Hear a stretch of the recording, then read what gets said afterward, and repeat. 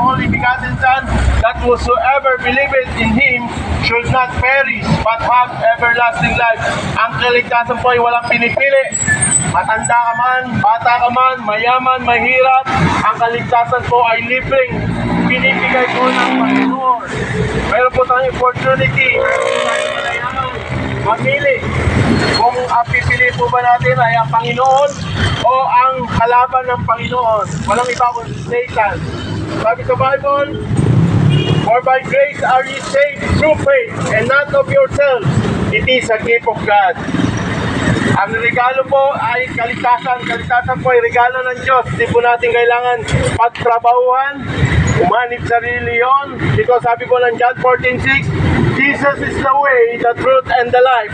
No man cometh to the Father but by me. Jesu Cristo lamang po ang daan papunta sa langit. Kaya wag na po tayo magpatubili. Tanggapin na po natin ang Panginoon bilang Panginoon at tagapagligtas ng ating buhay. Sapagkat ang buhay po natin, after 50 years, sigurado wala na tayo kung tayo umiidad na 50 na. Pero wala pong pinipili ang kamatayan. Bata, matanda, ay maaari po tayong mamatay. Pero sa pagkakataon, dumating po ating kamatayan, dapat po magkaroon po tayo ng desisyon sa ating buhay. Sampalatayaan po natin ang Panginoon. Bilang Panginoon, tagapagligtas, magsisi po tayo ng kasalanan. Tanggapin natin ang Panginoon bilang sariling tagapagligtas.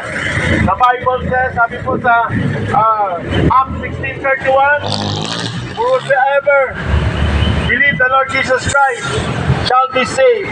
At sino man sumampalataya sa Panginoon, sabi nga ng nagtatanong sa Panginoon, what must I do to be saved? Sabi sa Acts 16:31, believe on the Lord Jesus Christ, and thou shalt be saved and thine house. At makita po natin sa John 3:16, whosoever, at sino man sa kanya sumampalataya, ay magkaroon ng buhay na walang hanggan. Ang kaligtasan po ay binibigay ng Panginoon, buhay na walang hanggan, walang gitna, walang dulo. Sabi po sa Revelation 21 verse 8, ngunit kayong mga duwag sa mga hindi na nanampalataya, ang iyong bahagi ay dagat-dagatang apoy ng impyerno. Totoo po, may impyerno po. Totoo, may langit. Saan kapuron? Anong pipiliin po natin?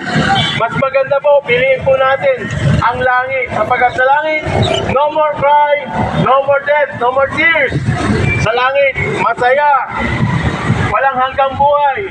Kung pipiliin po natin ang impyerno, walang, ang apoy doon hindi na mamatay, may uod. Sabi po sa Mark 9:44, kaya mag-decide po tayo sa buhay po natin, napiliin po natin ang Panginoon sa ating buhay. Ang Panginoon lagi ay kumakatok sa ating puso. Laging nangungusap. Ang buhay po natin, hindi po natin alam kung bukas pa po ay buhay pa po tayo. Mas maganda po magkaroon po tayo ng desisyon sa ating buhay. Sabi sa Ephesians 1:13, pag kayo po ay sumampalataya, nagtiwala sa Panginoon, tatatakan po tayo ng Espiritu na may pangako. Pangako na kung saan pag-aari na tayo ng Panginoon. John 10:28, my voice, ang mga boses sa Panginoon ay dinirinig ng kanyang tupa. Lahat po tayo ay nilikha ng Diyos. Hindi po tayo lahat anak ng Diyos. The Bible says, John 1:12, but as many as receive Him, to them He gave the power to become the Son of God, even to them that believeth on His name. Tatapat ang sino man sa Kanya tumanggap, binigyan ng karapatang maging anak ng Diyos. Yun lamang, magkakaroon ka ng karapatan pag ikaw ay tumanggap sa Panginoon. Lahat po tayo ay nilikha lamang, pero hindi po tayo lahat anak ng Diyos. Ang anak ng Diyos ay papuntang langit. Ang hindi sa Kanya ay papuntang impyerno. John 8:47, ang mga anak ng Diyos ay dumirinig ng salita ng Diyos, sapagkat hindi nyo dinirinig ang salita ng Diyos, sapagkat hindi kayo sa Kanya. Romans 10:17, so then faith cometh by hearing, and hearing by the word of God. Doon po nagkagaling ang ating pananampalataya sa pakikinig ng salita ng Diyos. Maraming salamat po sa inyo lahat kung kayo po'y nakikinig ng salita ng Diyos. Ang salita ng Diyos ay precious. Ang salita ng Diyos, sabi ka Diyos, the word of God, ang salita ng Diyos.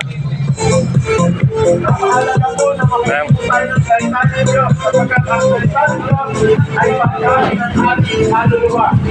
Man before man shall not be by bread alone, but by every word that proceeded out of thy mouth. Ang salita ng Diyos ay pagkain ng ating kaluluwa. Kumakaan po tayo, magat ang hali, how about your soul? How about kumakaan po tayo ng spiritual na bagay? Maganda po, pinito na tayo.